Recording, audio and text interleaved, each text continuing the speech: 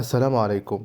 Welcome to Egypt. لو انت واحد زاير من برا او حتى شاب مصري، يعني هحكي معاك على اكتر قضية مقرفة في مصر، اللي هي يا صاحبي وبكل بساطة النت. احب اعرفك يا عزيزي الزائر اللي جاي عندنا انه النت اللي عندنا محدود.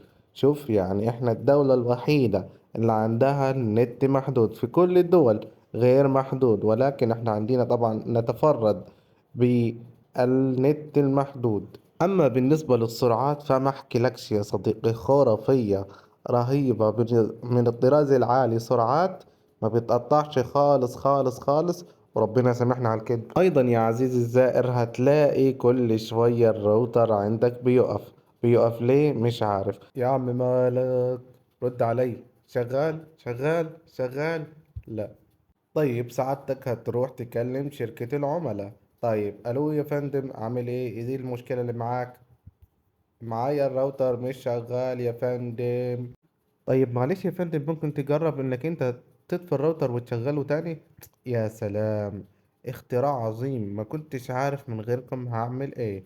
الله على الاداء والخدمة المتميزة اللي ما شفتش زيها في حياتي. طيب انت ما لقيتش حل عند ده ولا ده ولا شركة العملاء، اضطر تروح للفرع تلاقي مصر كلها عند الفرع.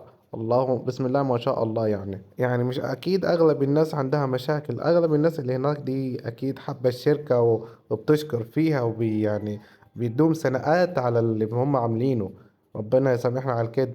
فيعني كان ده تنويه على النت في مصر، خلي بالك منه لان النت في مصر مفيش منه حل. وقدامك عاد حوالي يوم واتنين وتلاتة من ما يخلص الطابور او الجيش اللي قدامك ده عشان يجي دورك، يا لقيت حل يا ما لقيتش، انت وحظك. فهذا هو نت مصر يا صديقي. يا استاذ، حضرتك انا كنت واقف هنا بقالي يومين تلاتة، عاوز اشوف حل للراوتر ده مش شغال. جرب يا فندم توصله بالكهرباء وتجيبه تاني.